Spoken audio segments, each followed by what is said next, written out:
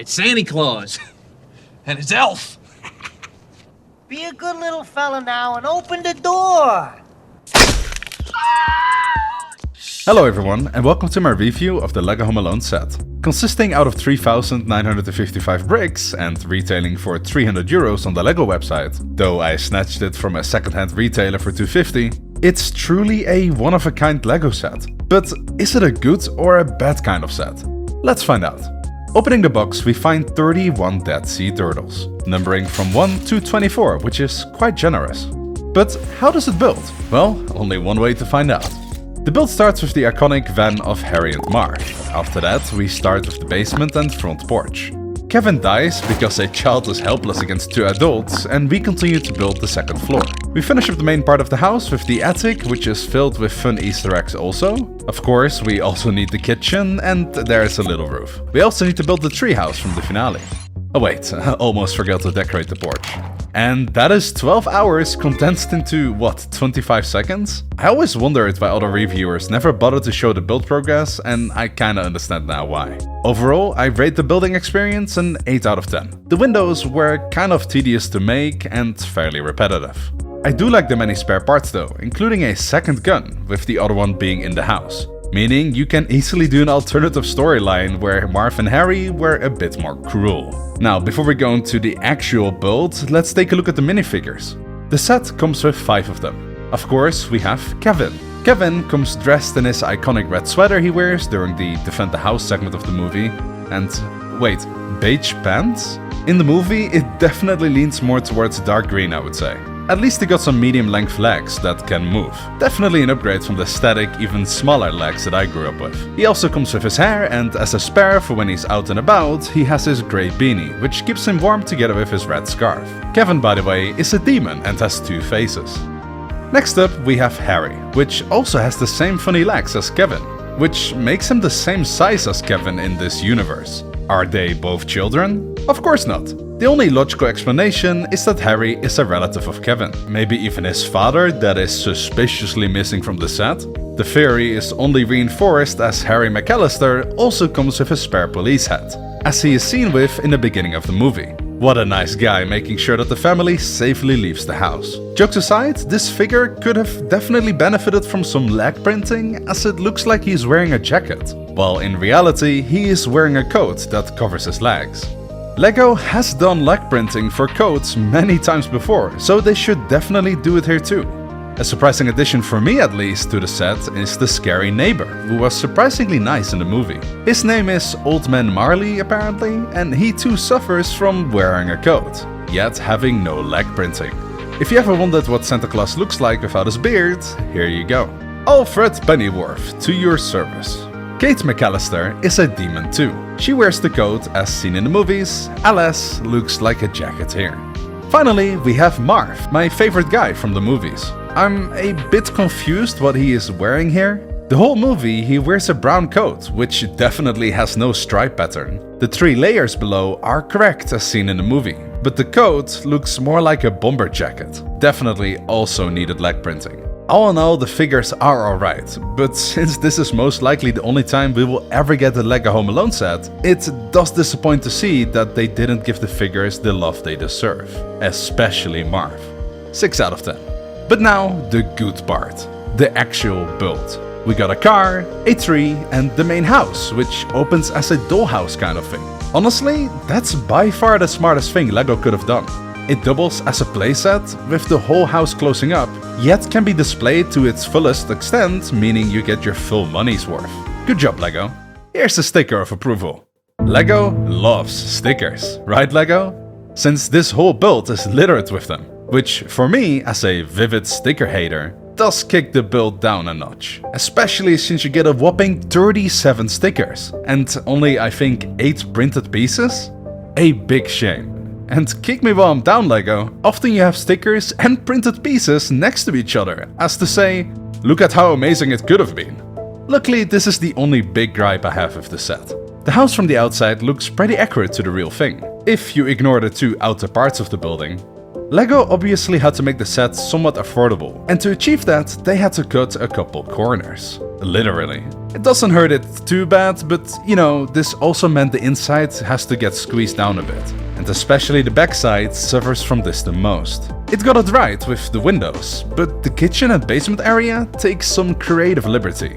It's hard to make this part accurate, especially since the basement is supposed to go underground as we see in the movies. LEGO can't obviously ask you to cut down into your table to make a basement area. The creative fix was to raise the kitchen and make a staircase up to it. The roof of the building looks great and, surprise surprise, can also open. Merry Christmas, because the inside is a treat and can easily be accessed by taking it apart, and is made even more accessible by moving the front walls on both the first and second floor outward.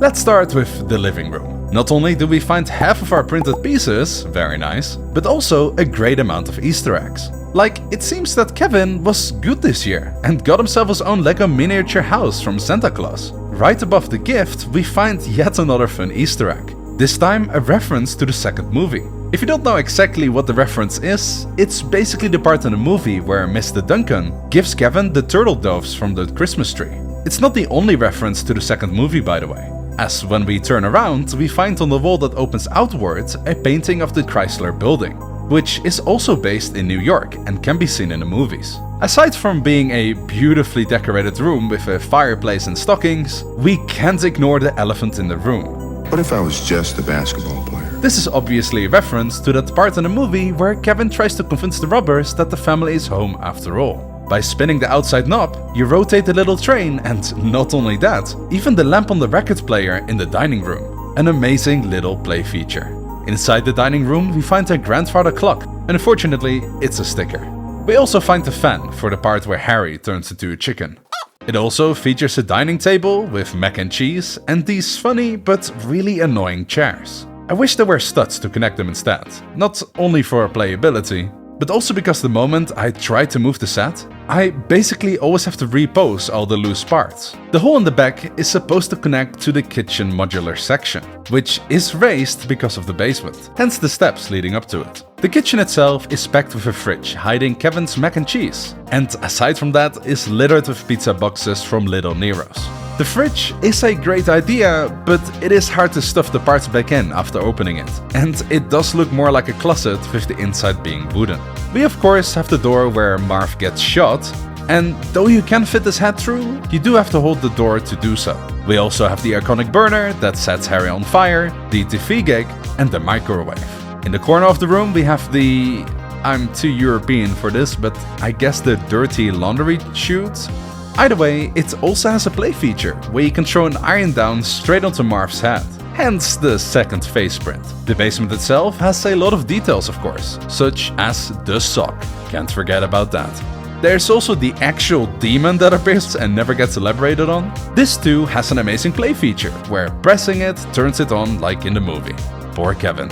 To finish up the floor, we have the hallway. Though very cramped, it does have yet another play feature, where if you press this knob on the back of the building, you can push Kevin with his sled down to the door and try to fly him into the front porch. Fun fact, this is quite impossible to do due to the alignment of the stairs and the main door. But if you pay attention to the movie, you see that there too it's the case, and Kevin obviously gets launched from a different angle in the next shot. It's a fun little secret you can tell your friends next time they visit. The second floor can be accessed by yet again opening the front panels, which this time covers the whole floor, and features Buzz's bedroom, a bathroom, and the parents' bedroom. Buzz's bedroom features yet another play feature, which is, if you pull the knob on the back, you drop the planks. And that is also how Kevin gets both the money and the firecrackers in the movie. It's a fun feature, but pretty hard to reset, especially when you accidentally drop the stuff when moving the building. Tucked in the opposite corner, we have Buzz's vault, containing a heart from his girlfriend. How cute. Next to Buzz's bedroom, we have his tarantula on the wall for the loud scene, and the stairs to the attic. On the other side of the floor, we have the parents' bedroom, which is alright. It has a little fireplace, clock, and popcorn. Definitely the least accessible and least interesting room of the build. Then again, it's also the only room you can't easily display, because the bathroom blocks it. The bathroom does have a mirror as a sticker, which I completely botched, and the toothbrush, which may or may not be approved by the American Dental Association.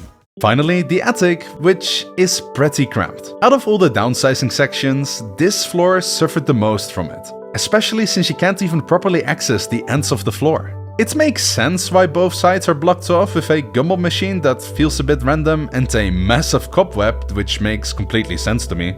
But I just wish that we could access it anyway. In the middle though, we have yet again an untidied bed. And the epic battle plan. A print that is basically a smaller version of the one you find on top of the instruction manual. Very cool. The set keeps on giving as we have the Treehouse, which looks nice but nothing to write home about really. But it does have the final play feature of the set, which is the rope that you can supposedly hang and escape to the treehouse with. It works better in theory than in practice, but cool nonetheless. Finally, we have the van, which is okay. It suffers from stickers giving its identity. A bit of a shame, but it makes for a fun build. It fits 2 criminals in the front seats, which is nice. And in the back, which we can open from the top and from behind, we find sweet gold that Marv and Katie forgot to pawn off before they went to rob the McAllisters. Overall, I rate the actual build an 8 out of 10. With the many stickers, inaccessible attic, and loose parts being the only things I dislike about it. The big question is though, does it fit with the LEGO modular city?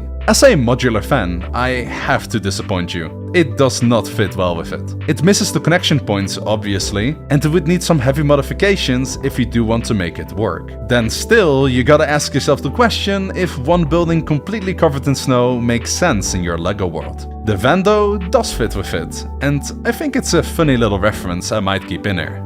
So, is the set worth it? You know what? For 300 euros, or more likely 250 euros or dollars or whatever you use, I definitely think so. I know price per brick doesn't mean much, but 6.3 cents per brick is really on the lower side. I just wish it came with only printed tiles, as stickers just devalue a set for me. Looking at you, $1,000 Death Star. Thanks for watching.